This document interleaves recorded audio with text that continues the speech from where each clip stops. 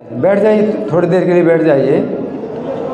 आज शिवरात्रि है तो शिव जी की हम चर्चा करते हैं, लेकिन स्वतंत्र ईश्वर के रूप में नहीं चर्चा करते हैं। शिव जी की हम चर्चा करते हैं परम वैष्णव के रूप में।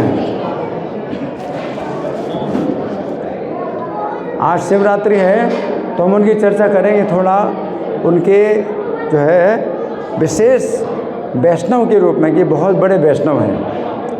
तो इनके विषय में बहुत वर्णन आता है शास्त्रों में। एक घटना है जिस समय सनातन गोस्वामी ब्रज में थे। कौन थे? सनातन गोस्वामी। कौन थे? सनातन गोस्वामी। सुन रहे सब लोग? ध्यान से सुनिए, आपस में बातें ना करिए। सनातन गोस्वामी ब्रज में भजन करते थे श्री कृष्ण का, और काशी में एक ब्राह्मण था जो कि शिव जी की पूजा करता था। अब शिव जी की पूजा करता था, लेकिन उसकी पूजा में कोई भौतिक कामना नहीं थी। अगर शिव जी की पूजा करते भौतिक कामनाओं से तो फिर बंधन प्राप्त होता है, लेकिन शिव जी की पूजा में अगर कोई कामना ना करे तो फिर वो श्री कृष्ण की भक्ति की तरफ आता है। तो वो शिव जी की पूजा जरूर करता था, लेकिन बिना किसी भौतिक कामना के करता था। तो उसकी कन्या के विवाह के लिए उसको धन की आवश्यकता थी, तो उसने शिव जी से प्रार्थना की कि मुझे कुछ धन चाहिए, मुझे कन्या का विवाह करना है। तो ये भौतिक कामना नहीं है। कन्या के विवाह के लिए अगर धन की आवश्यकता होती है तो ये भौतिक कामना नहीं है। तो शिव जी ने विचार किया।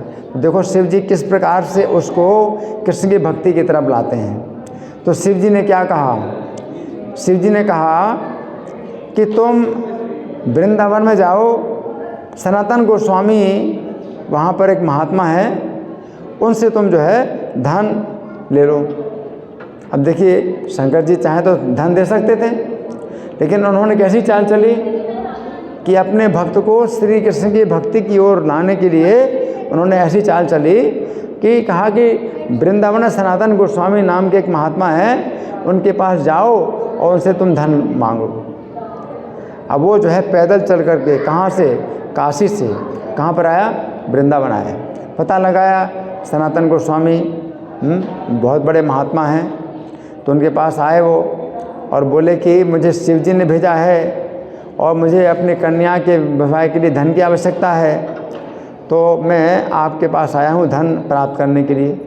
तो सनातन गोस्वामी बोले कि महाराज, अगर आप पहले आए होते तो मैं पहले जो है जो शहंशाह है, बादशाह का जो है वो था, विशेष कर्मचारी था, तो मेरे पास तो बहुत धन था, लेकिन अब तो मेरे पास कुछ नहीं है, क्षमा करना, मेरे पास तो धन नहीं है। तो बोला, अरे आप कैसे बात करते, मुझे तो शंकर जी ने भेजा है आपके पास, और आप ऐसा बोल रहे हैं कि आपके पास धन नहीं है। तो शिव जी ने मुझे भेजा है, आपसे धन लेने के लिए मुझे शिव जी ने भेजा है।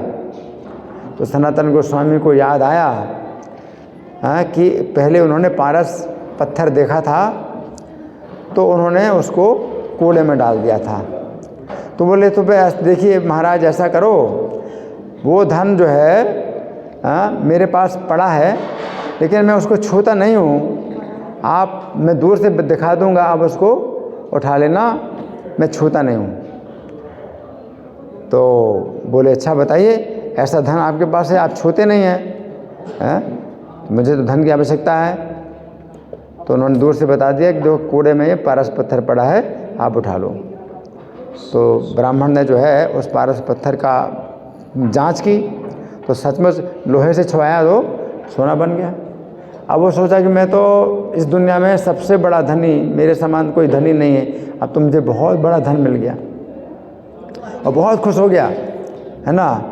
लेकिन रास्ते में फिर क्या सोचने लगा कि क्या बात है कि सनातन गोस्वामी इसको छूते भी नहीं हैं, इसका मतलब उनके पास इससे भी बड़ा धन होगा। तो लौट करके आया और सनातन गोस्वामी से पूछा कि महाराज, आप जो है इस धन को छूते नहीं हैं, पारस पत्थर है, तो आपके पास क्या इससे भी बड़ा धन है? तो सनातन गोस्वामी ने कहा कि हाँ, इससे बड़ा धन है, लेकिन इसको आपको जमुना जी में फेंकना पड़ेगा, तब मैं आपको वो धन दूंगा। तो जमुना जी में फेंकवा दिया, पारस पत्थर जमुना जी में फेंकवा दिया, और फिर जो है उनको अपनी कुटिया में लाए, उनको हरे कृष्ण महामंत्र दिया, उनको जो है दीक्षा दी, और उनको जो है भक्ति की विधि सिखाई, उसको भक्त बनाया। तो यहाँ पर हमें क्या पता चलता है कि शंकर जी जो है इतने बड़े भक्त हैं कि कोई व्यक्ति अगर उनसे कोई भौतिक कामना नहीं करता तो उसको जो है वो इस प्रकार की चाल चलते हैं कि वो कैसे भक्त बने।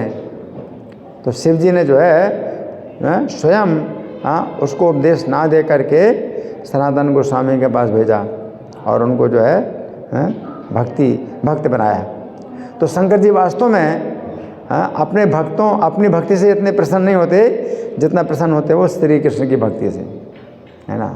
और जिनके अंदर भौतिक कामना नहीं होती है तो वो स्वयं 10 प्रचेता भी जो है अपने पिता राजा प्राचीन बरही की आज्ञा से जो 10 प्रचेता थे, है ना, हाँ, तो वो जो है तपस्या करने के लिए जाते हैं वन में, और शिव जी जब देखते हैं कि इनके हृदय बिल्कुल स्वच्छ हैं तो वो जो है सरोवर के अंदर से ही प्रकट होते हैं और जो है उनको श्री कृष्ण की भक्ति का उपदेश देते हैं और स्तोत्र कैसे भगवान का दर्शन होगा आपको, तो इस तरह से वो उनको दिशा प्रदान करते हैं। तो शिव जी वास्तव में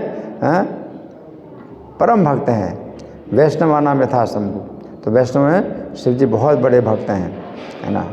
और जो लोग शिव की पूजा करते हैं और भौतिक कामनाएं करते हैं तो शिव जी उनको भौतिक कामनाएं दे देते हैं, पूरी कर देते हैं, लेकिन उसमें क्या होता है, उनका अनिष्ट ही होता है। तो बहुत से असुर लोग हैं और शिव जी के भक्त हुए और शिव जी से उन्होंने वरदान प्राप्त कर लिया, लेकिन फिर वो क्या होते हैं, नष्ट ही हो जाते हैं, है ना।